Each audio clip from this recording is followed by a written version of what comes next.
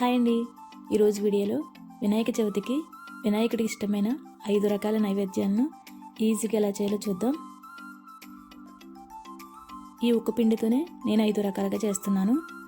నేను ఇక్కడ 2 కప్పుల నీళ్ళు తీసుకుని అందులో కొంచెం ఉప్పు, కొంచెం బెల్లం,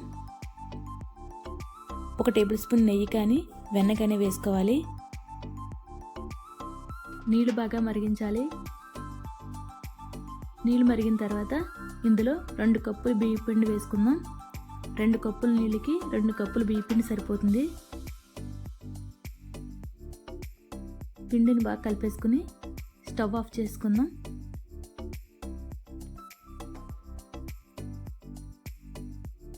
వేడిగా ఉన్నప్పుడు ఇలా గరిటెతో ఇలా మొత్తం కలిపేసుకుని చల్లారనిద్దాం. చల్లారిన తర్వాత చేతితో బాగా కలిపేసుకుంటే స్మూత్గా అయిపోతుంది.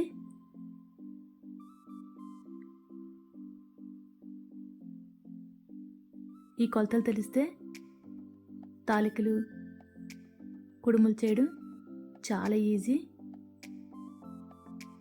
ఈ విధంగా పిండి కలిపేసుకుని నేను 2 భాగాలుగా చేసుకున్నాను. చిన్న చిన్న ఉండలుగా తీసుకుని తాలికలను ఒత్తుకోవాలి. ఈ విధంగా తాలికలను ఒత్తేసుకుని పక్కన పెట్టేసుకుందాం. గిన్నె పెట్టుకుని 1 గ్లాస్ పాలు, 1 గ్లాస్ నీళ్ళు వేసుకుని ఇందులో నానబెట్టుకున్న శనగపప్పు వేసుకున్నాను. తాలికలను కూడా వేసేసుకుని 1 టేబుల్ స్పూన్ బియ్య పిండిని నీళ్ళలో కలుపుకొని వేసుకోవాలి. పాయసం చిక్కపడడానికి. ఉడికిన తర్వాత లాస్ట్లో బెల్లం కరిగించి కూడా వేసుకోవచ్చు. నేను లాస్ట్లో వేసాను.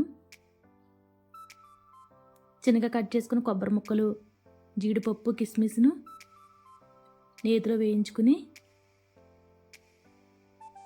ఉడికిన పాయసం వేసేసుకోవడమే. లాస్ట్లో ఇలాచీ పౌడర్ కూడా వేసుకుందాం.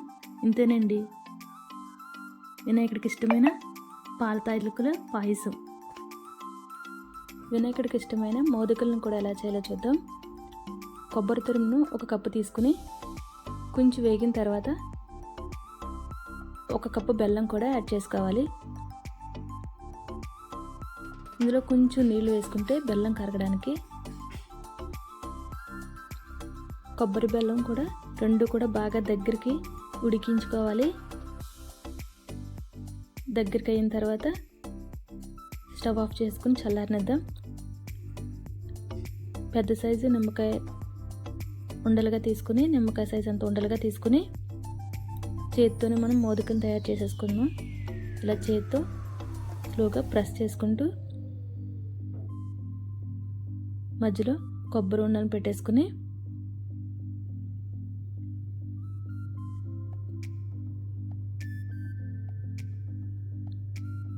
మీరు కూడా ఈజీగా ఇంట్లోనే తయారు చేసుకోవచ్చు. ఈ విధంగా షేప్ వచ్చే విధంగా చేసేసుకుని స్పూన్తో నాట్లు పెట్టేసుకుంటే మనకి మోదకలను ఈజీగా చేసేసుకోవచ్చు.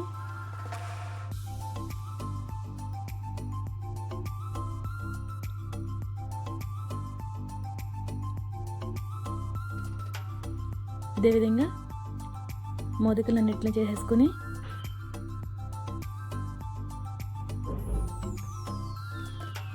చూసారా ఎంత ఈజీగా చేసేసుకోవచ్చు.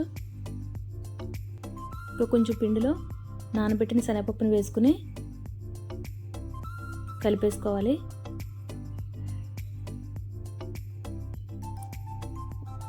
కుడుములు తయారు చేసుకుందాం. కొన్ని కుడుములను, కొన్ని ఇలా పాలకాయలని, కొన్నిటిని అప్పాలని అన్నీ 5 వచ్చేలా చేసేసుకుంటే సరిపోతుంది. ఇవి ఇక్కడికి 3 రకాలు అయిపోయాయి. తర్వాత వీటిని కూడా ఆవిరి పట్టించేసుకుంటే సరిపోతుంది. ఒక గిన్నెలో లేకపోతే ఇడ్లీ పాత్రలో కానీ నీళ్ళు వేసుకుని ఇలా ఆవిరి పెట్టుకుంటే 10 నిమిషాలు ఉడికిన తర్వాత కుడుములు